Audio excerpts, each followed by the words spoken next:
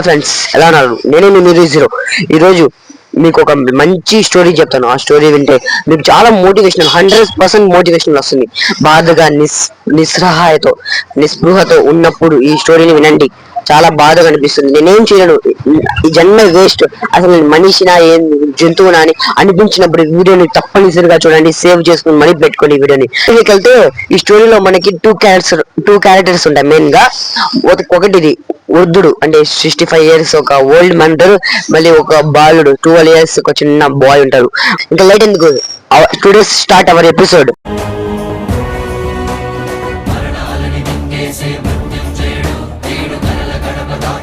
ఒక పల్లెటూరులో ఒక 65 years ఒక ఓల్డ్ ఓల్డ్ చెప్పాను కదా ముందే, ఓల్డ్ ఏజ్ మ్యాన్ ఉంటాడు.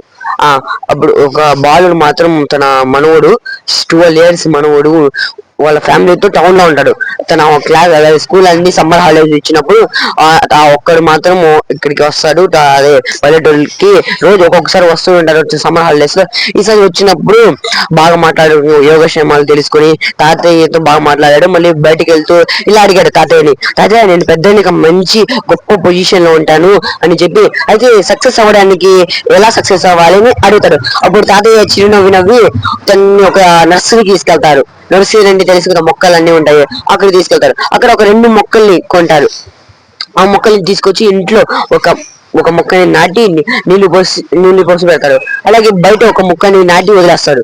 తర్వాత అలా అయిపోయి కొన్ని రోజులు అయిపోయి మళ్ళీ స్కూల్ ఓపెన్ అయిపోతే ఆ బాలుడు వెళ్ళిపోతాడు. ఈసారి మళ్ళీ వస్తాడు ఆ బాలుడు. మళ్ళీ హాలిడేస్ వస్తాయి కదా, ఆ హాలిడేస్కి వచ్చినప్పుడు తాతయ్యతో మాట్లాడి మళ్ళీ బాగా ఎలా ఉన్నా తాతయ్య అంతా చెప్పి, మళ్ళీ లాస్ట్ లో పోయినసారి వచ్చినప్పుడు నేను ఒక ప్రశ్న అడిగినాను, ఆ ప్రశ్నకి జవాబు చెప్పలేదు, ఈసారి అయినా చెప్తావా అని అడిగాడు. ఈసారి 4 years అయింది కదా, 4 years కి ముందు వచ్చాడు, 4 years తర్వాత ఇప్పుడైంది. ఈసారి తాతయ్య సరే ఆ ప్రశ్నకి జవాబు చెప్పే ముందు మనం మొక్కలు నాటాం కదా 4 సంవత్సరాల క్రితము, ఆ మొక్కలు ఎలా ఉన్నా చూద్దామా అని అడిగాడు. అప్పుడు సరే చూద్దాం అని చెప్పాడు ఆ బాలుడు. సరే వాళ్ళిద్దరు కలిసి ముందుగా ఇంట్లో ఉన్న మొక్క దగ్గరికి వెళ్ళారు. నానిన మొక్క దగ్గర ఆ మొక్క నాటినప్పుడు ఎంత ఉంది కదా, అది కొద్దిగా పెరిగింది. అప్పుడు ఆ బాలుడు చూసి చెప్పాడు, బాగా పెరిగింది, నేను చెప్పాను కదా ముందే ఇది పెరుగుతుందని చెప్పారు. అప్పుడు మళ్ళీ బయటికి వెళ్ళి చూస్తే బయటికి వెళ్ళి చూస్తే ఆ మొక్క నాటినప్పుడు అది ఒక పెద్ద వృక్షం లాగా ఉంది. ఎంత పెద్దది అంటే చాలా పెద్ద వృక్షం లాగా, తన ఆ వేళ్ళు భూమి లోపల చాలా లోపల కూరుకు ఒక పెద్ద చెట్టు లాగా ఉంది. అప్పుడు ఆ పిల్లాడు గుర్తు చేసుకున్నాడు. ఆ పిల్లాడు 4 years బ్యాక్ ఇలా చెప్పాడు. తాత అడిగినాడు, ఈ 2 చెట్లలో ఏది బాగా పెద్దదిగా పెరుగుతుందంటే ఆ పిల్లాడు ఏమన్నారంటే, లోపల ఉన్న చెట్టు మాత్రమే పెద్దదిగా పెరుగుతుంది, ఎందుకంటే లోపల ఉన్న చెట్టుని నీళ్లు పోసి మనం భద్రంగా చూసుకుంటాం కాబట్టి అది పెద్దదిగా పెరుగుతుంది. కానీ బయట ఉన్న చెట్టు అయితే జంతువులు, ప్రకృతి వెండ మొత్తం అలా అది నాశనం, అది పెరగలేదు అని చెప్పాడు. అప్పుడు ఆ మాటలు గుర్తొచ్చి, నేను చెప్పిందంతా తప్పుగా జరిగింది, వ్యతిరేకంగా జరిగిందని తాతని సన్యాయంగా ప్రశ్నించాడు. అప్పుడు తాతయ్య అనేవి, నువ్వు చెప్పినట్లే లోపల పెరగదు, బయటికి మాత్రం ఎందుకు పెరుగుతుందంటే మనిషి కూడా ఇంతే. ఇప్పుడు ఈ చెట్టు ఉంది కదా, ఈ చెట్టుకి నీళ్లు పోయి ఇది ఒక కొన్ని సంవత్సరాలు నిటారుగా నిలబడి 10 మందికి ఆశ్రయం ఇస్తుంది, నీడనిస్తుంది. ఇలాగే మనిషి కూడా ఇంట్లోనే కూర్చొని బద్ధకంగా నేనేం చేయలేను, కంఫర్టబుల్ జోన్ లో ఉంటే ఏం చేయలేడు.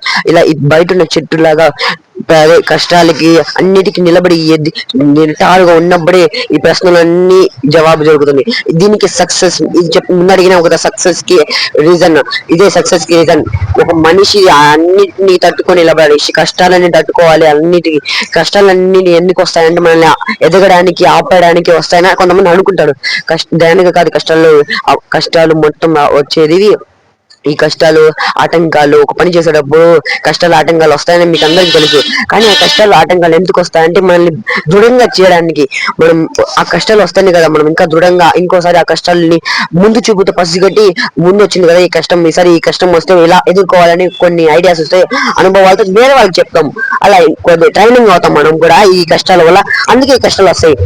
అప్పుడు ఇలా చెప్తాడు మా తాత తన మనవడు. అప్పుడు మనవడు, ఓ నాకు అర్థమైంది, సక్సెస్ రావాలంటే ఇలా ఉండాలా. అలాగే అలా తన మనసులో ఆ మాటలన్నీ లోపల చొచ్చుకుపోయి తన మనసులో అలాగే గుర్తు పెండిపోయి ఆ పిల్లాడు అంతా విని పొద్దున్నకి ఒక మంచి గొప్ప వృత్తిలో సక్సెస్ అవుతాడు. చూశారు కదా, ఇదే స్టోరీ. ఈ స్టోరీ మనకు కూడా పనికి వస్తుంది లైఫ్ లో. మనం కూడా అనుకుంటూ ఉంటాం బద్ధకంగా మనం ఏం చేయలేం, మనం అసలు మనకి చిన్న పేదలుగా ఉన్న మిడిల్ క్లాస్ ఫ్యామిలీ అని అనుకుంటున్నాం. సపోజ్ మీరు ఏదైనా ఒక బిజినెస్ పెట్టాలనుకుంటారు అనుకోండి.